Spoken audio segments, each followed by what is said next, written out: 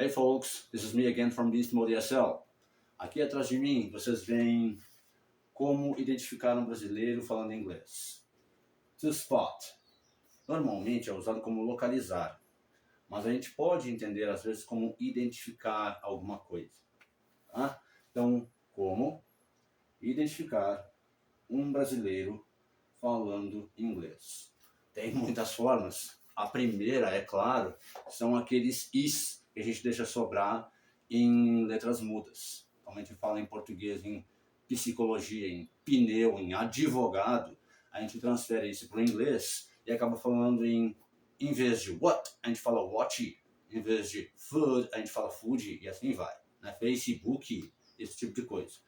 Mas isso daí é óbvio demais. Então, vocês já perceberam que brasileiros, quando eles estão aprendendo a falar inglês, um dos erros mais comuns que eles cometem é usar esse verbo aqui em vez desse aqui? Ou seja, usar have, ter, no sentido de possuir, em vez de there be, que seria o verbo ter no sentido de existir.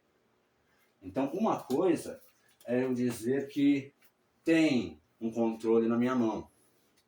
Outra coisa é eu dizer que eu tenho um controle na minha mão. Se eu disser eu tenho um controle na minha mão, eu estou expressando posse. Posse é expressada com esse verbo aqui. Tá? Então, quando eu digo I have a remote control in my hand, eu estou dizendo que eu possuo um controle remoto na minha mão, que ele é meu. Tá? Quando eu digo que tem um controle na minha mão, isso já passa para o sentido de existe um controle na minha mão. Aí, existência é expressa por there be. Óbvio que aqui there be está no infinitivo, não foi conjugado ainda. Vocês que já sabem um pouquinho mais de inglês vão entender isso daqui como there is e there are. No presente, there was, there were. No passado, there have been, there will be, e assim vai. Tá? Mas a gente tem o quê? There e verbo to be. Aí a gente vai adequar aquilo ali, vai conjugar aquele verbo ali. Para o presente, there is para singular, there are para plural. There was, there were, no passado, there was para singular, there were para plural. There will be no futuro e assim vai. Certo?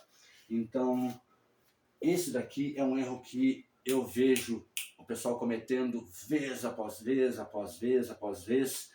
E a questão é justamente essa, saber diferenciar conceitualmente entre o que você quer expressar. Se você quer expressar posse, have ou existência, there be.